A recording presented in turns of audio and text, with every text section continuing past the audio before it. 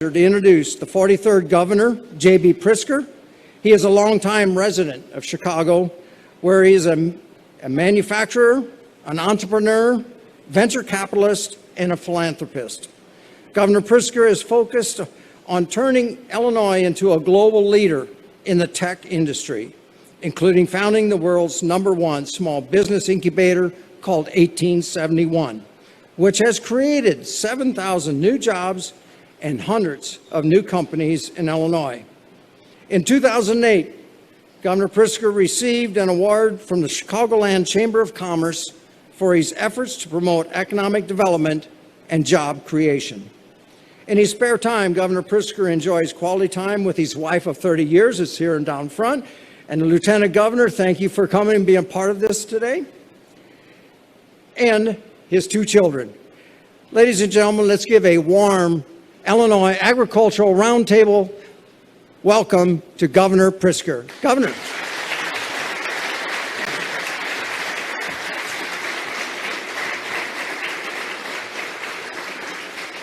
Well, thank you so much, Rich, and it's great to see you again.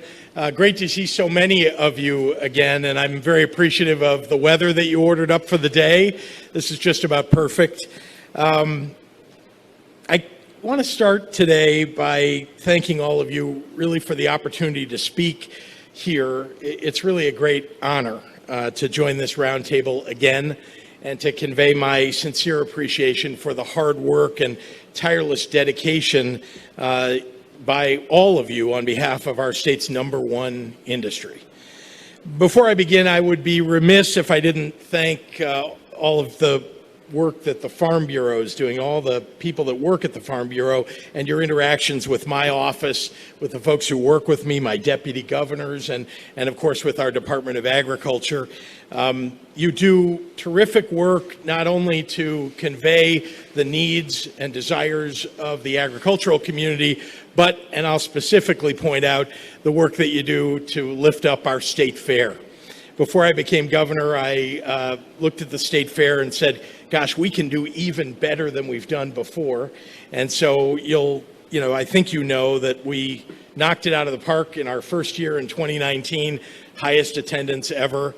And we've done great ever since, with 1 year, obviously, of COVID.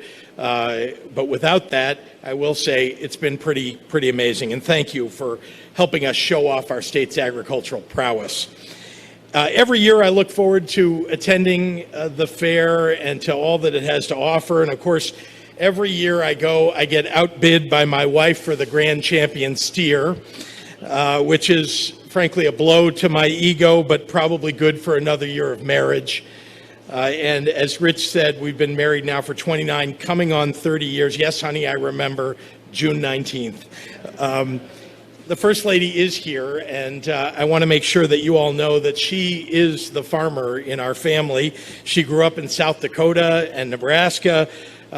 She was raised around every kind, and has raised herself every kind of animal that I can think of, and she keeps me grounded when being governor occasionally becomes a bit overwhelming. 4 years ago, I stood before you and I told you that I was running for governor to take on the big challenges that Illinois is facing and to work on behalf of all of Illinois.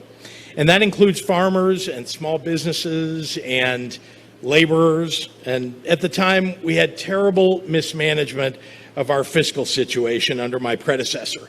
And he sent our state budget and our government spiraling.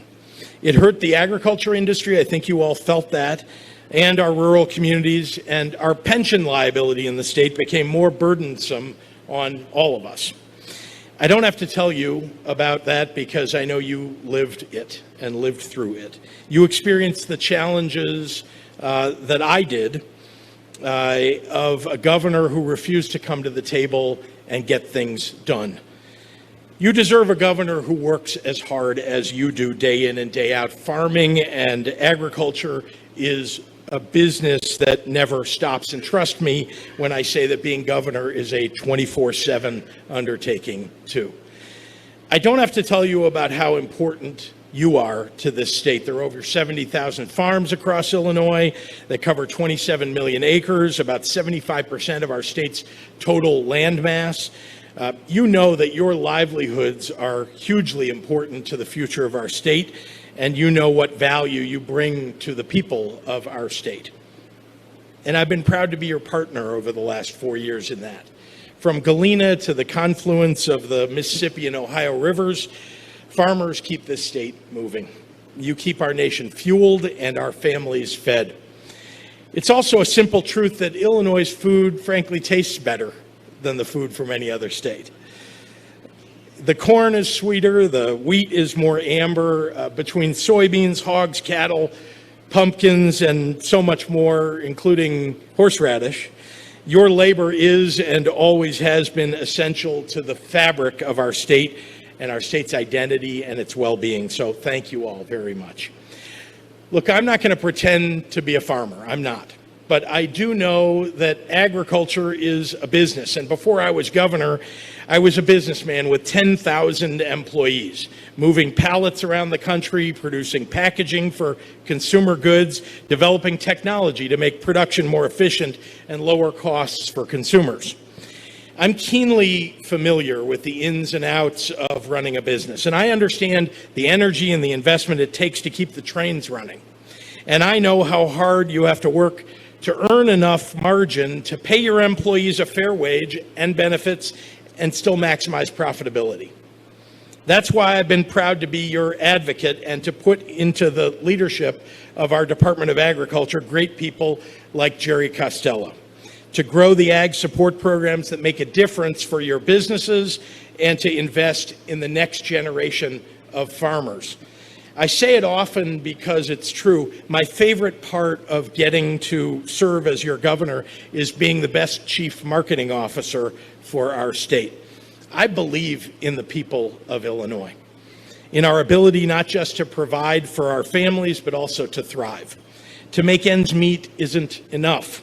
Everyone should have the opportunity to achieve their full potential, to do better than their parents did, to carry on your family's legacy, or to build a global business if you can.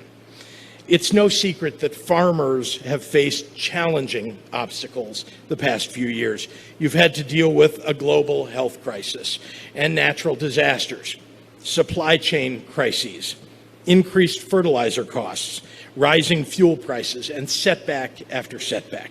Through it all, I've made it my mission to work with you to provide the support that you need to do your jobs. Through it all, I've stood with you. I provided millions in business recovery funding for livestock producers and small meat and poultry plants suffering interruptions as a result of the pandemic, and I continue to stand with you today in that. I have worked to enhance international commitments to purchase Illinois corn and soybeans and other crops, because when Illinois' agricultural economy thrives, so do working families all across our state. I've preserved the state tax exemption on agricultural equipment, and as long as I'm governor, no one is going to repeal it. I've also taken major steps to grow the agricultural sector. When I took office, we put forward a 5-year economic plan that seeks to boost growth in the agriculture sector by facilitating technology adoption, encouraging innovation, and boosting connections with global markets. In 2020, with partners like ADM, we brought the world's largest insect protein production to Decatur. We also attracted the Farmers Business Network. That's a $300 million agricultural technology business from Silicon Valley to the state of Illinois. And just last week, we announced a new LG Chem plant that will process plant-based plastics solutions right here in Illinois. I've shown that we can simultaneously strengthen the ag and food processing industries, attract ag tech, create jobs, and maintain workable regulatory processes. And unlike my predecessor, who zeroed out funding for ag education, I've been proud to restore and expand agricultural education programs in our state and improve funding for soil and water conservation districts. Not to mention, because too many of our kids can't afford it, The state will now pay FFA membership dues for all ag students, adding 15,000 more students to their rolls. As our agriculture industry grows, we need the next generation to choose this industry to work in. Fighting for farmers means lifting some of the burdens that have too often been overlooked. Farmers and their families deserve to be able to access mental health services like everyone else in Illinois. Too often, the lack of available resources and the stigma associated with seeking them out has left too many farm families feeling alone and without support. That's why in 2019, we established the Farm Family Resource Initiatives through SIU to specifically address the mental health needs of farming communities.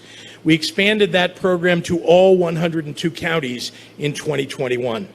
And we will continue to address behavioral health and build new rural substance use treatment centers across rural Illinois because it's the right thing to do.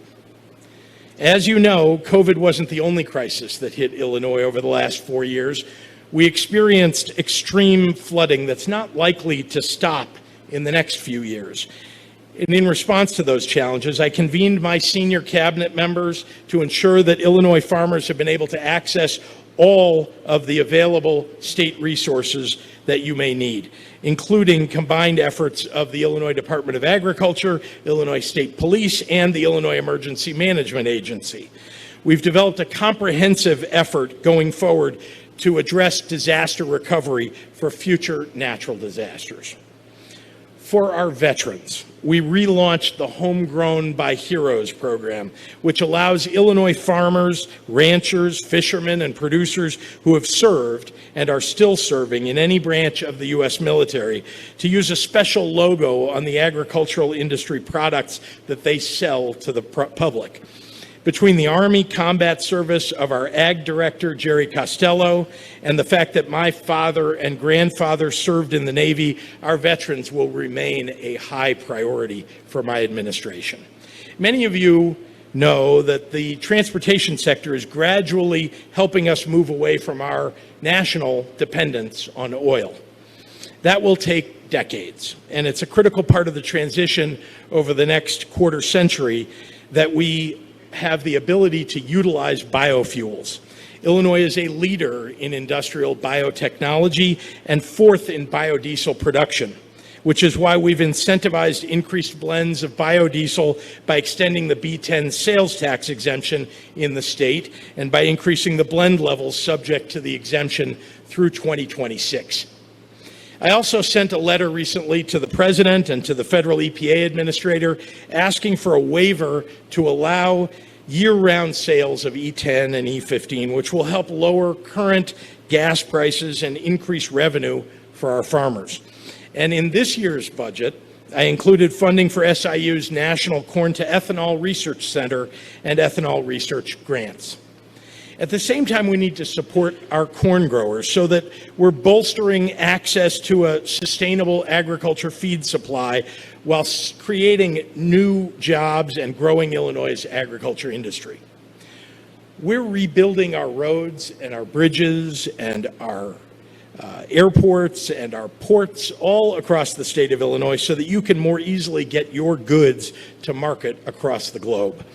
Take note that a majority of the dollars that we're putting into infrastructure are invested downstate, creating jobs and economic growth right here. Finally, I'm proud to have led the most successful Illinois State Fair in state history in 2019 and over $6.5 million in state revenue and the largest attendance ever that year. In 2021, we had the second highest number of people attending our state fair, and I'm hopeful that this year we will crush previous year's numbers. I've previewed a lot today, but I thought it would be important to remind you how much we've accomplished over the last 4 years, some of those difficult years. Restoring a functioning state government that partners with you has been possible not just because I'm dedicated to lifting up this industry, but also because I've delivered 4 balanced budgets in a row and 2 years of surpluses. I've eliminated the multi-billion-dollar bill backlog in our state, achieved 6 credit upgrades for the first time in over 2 decades, and reduced the burden of state and local pension obligations. And don't let anyone fool you. Not a single dollar of the American Rescue Plan went toward balancing our state budget. Strong fiscal management allowed us to get where we are, and I won't let us go back to the bad old days of deficits and unpaid bills. I know in the last hour Darren Bailey was here, and I would just like to remind you all that during his time in the General Assembly, Senator Bailey has voted against nearly everything that I just talked about.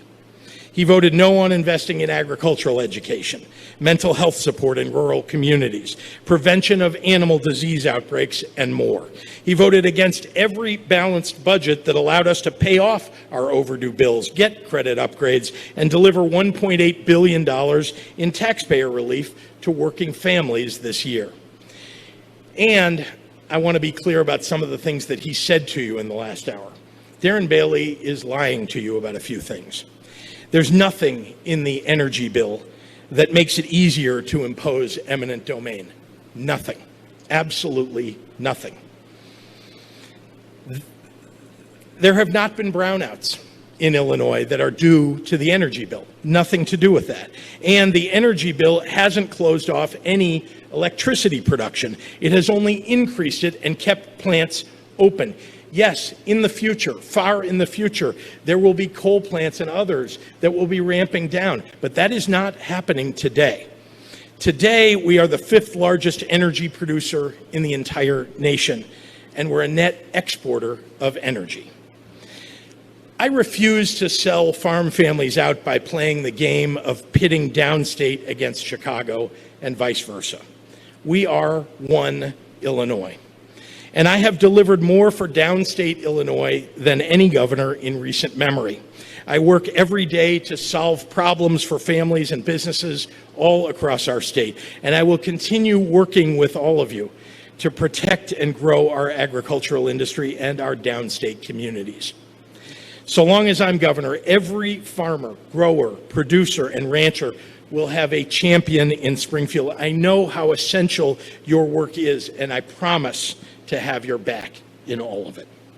Thank you for the trust that you've put in me, and with that, I'd be happy to take any questions. The Gulf hypoxia zone has shrunk at last measurement. Are you satisfied at the Illinois progress in meeting the goals of the nutrient loss reduction strategy? Look, there's more that we ought to do. I have to say that our Department of Agriculture is on this. They've been working, I think, with members of the Farm Bureau, and I think a number of people probably in this audience on it. But, you know, I'll say there's more work that we need to do. Yeah, and I'd just like to compliment all the folks, the landowners that participate in this and do what they can. And we hope that, and I know visiting with Director Costello, that we have no control over the weather. And sometimes that really gives us heartburn and makes and challenging from time to time. Thank you, Governor. Can you summarize Illinois' current debt situation, such as bill backlog, unemployment fund, and pensions, and what actions have you taken or would you take to help alleviate the situation? Let me back up and just remind everybody, when I took office, we had a multi-billion-dollar bill backlog, I think about $9 billion when I came into office. It had been as high as $17 billion, and there was some refinancing of some of it. But we still had an enormous backlog, and on average, bills were not getting paid for 250 days. Imagine having to wait to get paid for 3/4 of a year. So this was the situation we had, and we studied the budget pretty closely. We had a structural deficit. You know, we have a constitutional requirement for a balanced budget in the state, but essentially the General Assembly and governors were signing unbalanced budgets but calling them balanced. They were, by hook or by crook, so to speak, and some of those governors were crooks. They actually just called it balanced. And the reality was the structural deficit remained, more than $2 billion of structural deficit. So my job coming in was pay off the bill backlog, make sure that we're reducing, eliminating the structural deficit in the state, and then go to work at paying all the rest of the debt that we have in the state of Illinois, because you can't do it unless you balance the budget. And balancing the budget and running surpluses is how you ultimately are able to pay off short-term and then long-term debt. So that's what we did. For 4 years, we have worked really hard to make sure that our budgets were balanced, that we're doing everything we could to reduce the structural deficit. And the result of our work was we ran budget surpluses over the last 2 years. We also held the line and made cuts in spending in the state in places that were incredibly inefficient. So reallocating those dollars so that ultimately when we were running surpluses, we could use those surpluses to pay first for short-term debt and then long-term debt. So what did we do? Well, we paid down those short-term debts. We now literally have eliminated our bill backlog in the state. We run, $2 billion of bills that get paid within 11 days now.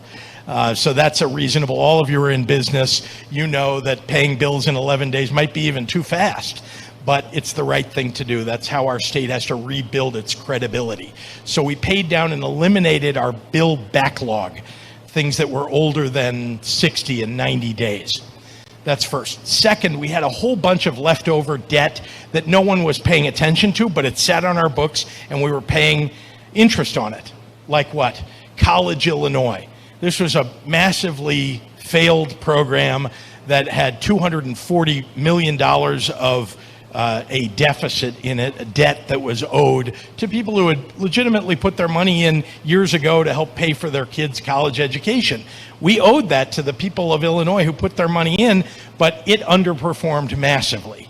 So what did we do? We paid that off. That's $240 million. We had about $950 million of group insurance that the state owed on insurance for our state employees. State employees were literally having to pay their own doctor bills, dentist bills on their own without any insurance and waiting for the state to pay them back.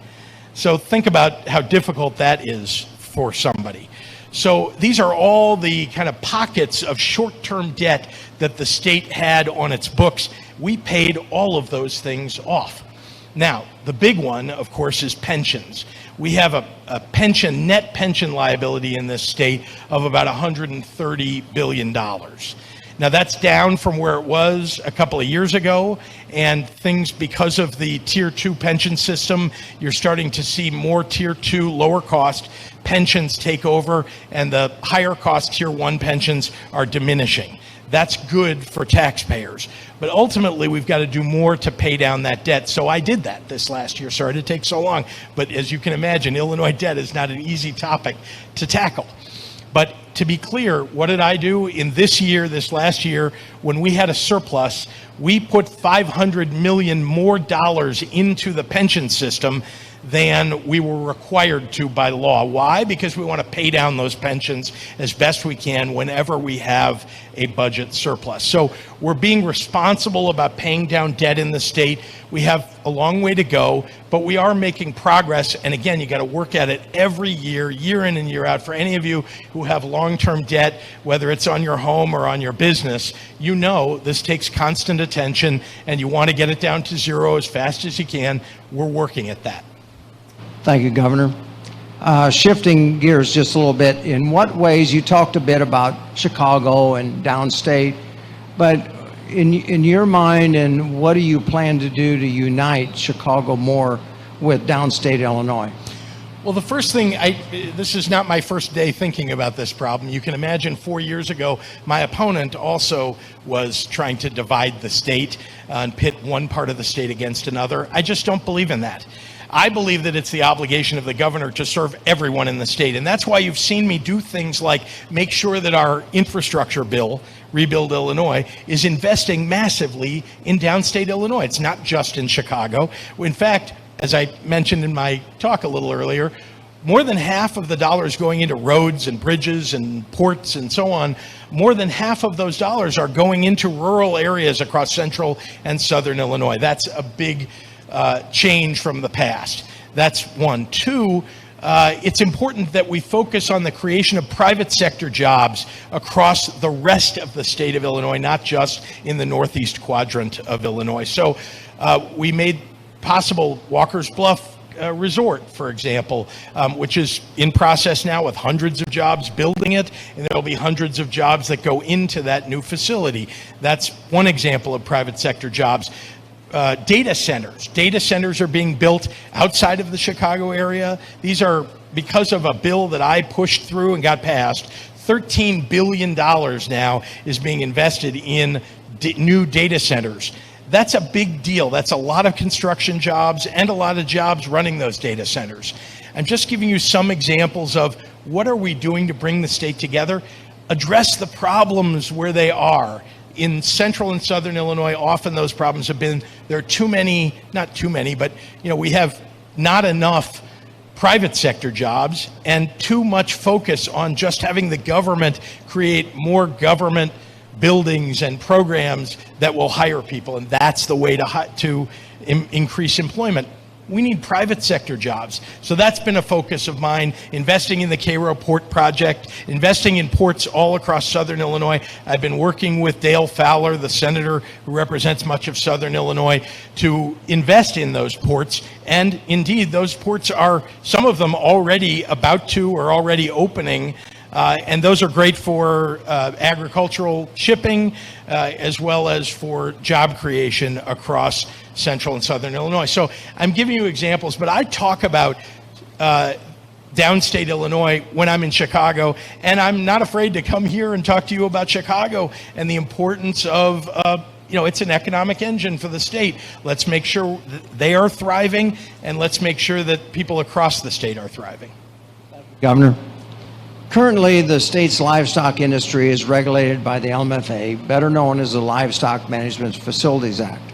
Under the guidance of Director Costello and the State Department of Agriculture, would you support continuation of this act, and why? 100%. This has, I think, been important for growing our livestock industry in the state. I don't think that there are major changes that need to be made. I would suggest that you're the ones who are going to bring the ideas to us about how we ought to change that act. It isn't something that's going to be driven by, urban representatives. Very important for us. This is, pork, I know, is our fourth largest, is the fourth largest in the country. Here in Illinois, and we raise livestock all across the state. Let's not do anything to diminish that industry. Thank you, Governor. In the Climate and Equitable Jobs Act, there was a provision that would allow the use of eminent domain to take private property for a project that is not a public utility. Why do you feel that this project that is not a public utility should have the right to take private property? That provision was removed from the bill before it passed. There is not an eminent domain provision in the bill that allows the state to take property under an eminent domain any more than there was before there was a Climate and Equitable Jobs Act. Thank you. Under the same act, the state established goals for the electrification of vehicles in Illinois.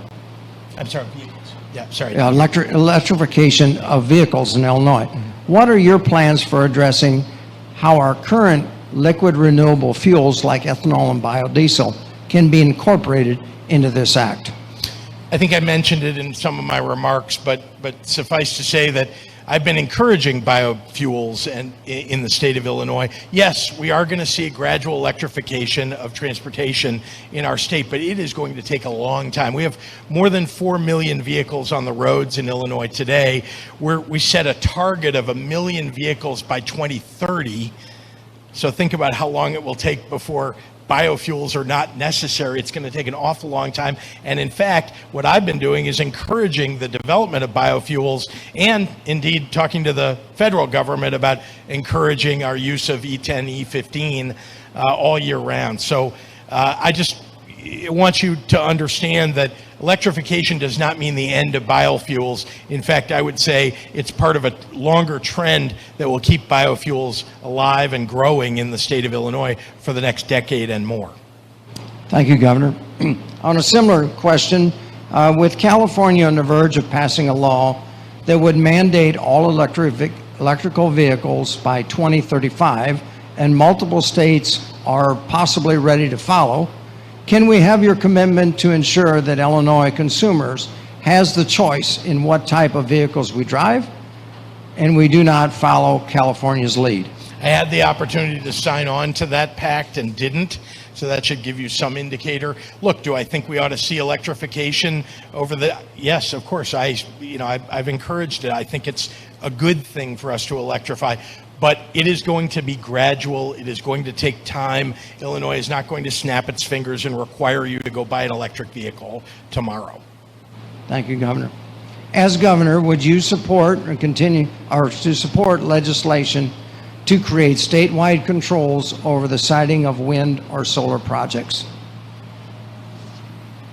Can you repeat the first part of that question? I sure will. As Governor, would you support legislation to create statewide controls over the siting of wind or solar projects? No, in fact, I've specifically avoided that. I don't think that's the way. We've got to have a continuous conversation, the one that we've been having for years now, between the state and local governments and local control, so that we decide together about siting. This is look, it's challenging. There's no doubt about it. I do think, though, that as we look at broadband, just as one example of the challenges ahead, that you're seeing the development in broadband of much more than just laying fiber and cable. Indeed, as you may know, there are almost 3,000 Starlink satellites that have already been launched and allowing people in areas of Michigan and, frankly, in other parts of the country so far, starting in Illinois next year, to connect with satellite.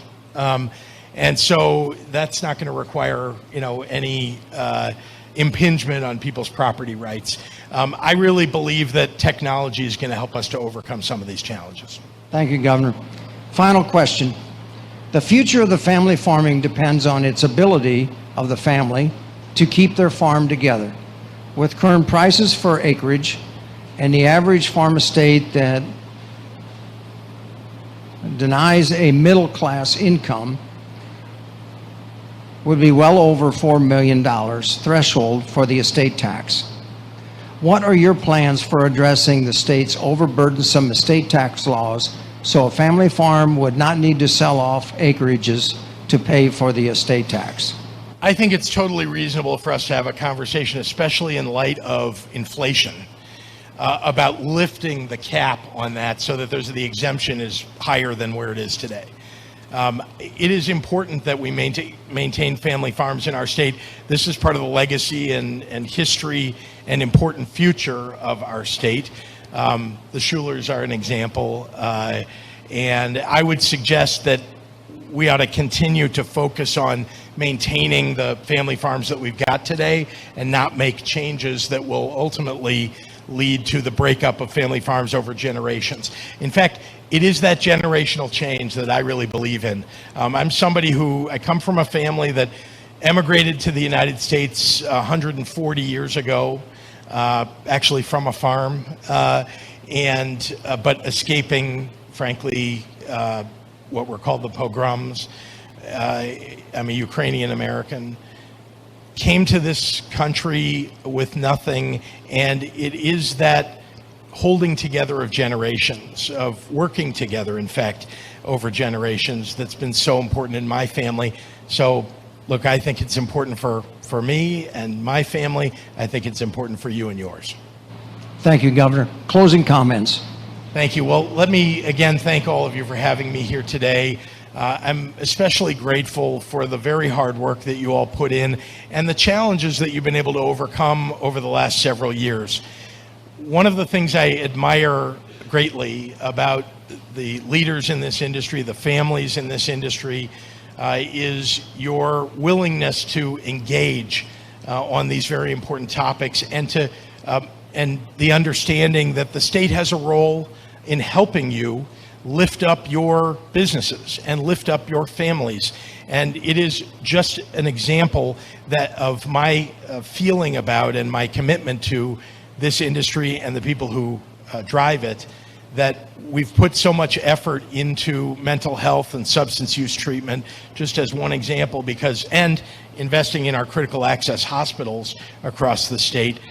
I will not forget downstate Illinois. I will not forget all of the areas of Illinois that really have made this state great for so many years, and I think I've demonstrated that over the last 4 years, and I hope you'll give me another 4 years to continue that effort. Thank you. Thank you, Governor. Thanks for watching, and if you haven't already, please consider subscribing to our channel. And while you're at it, please leave us a comment. Thank you for watching.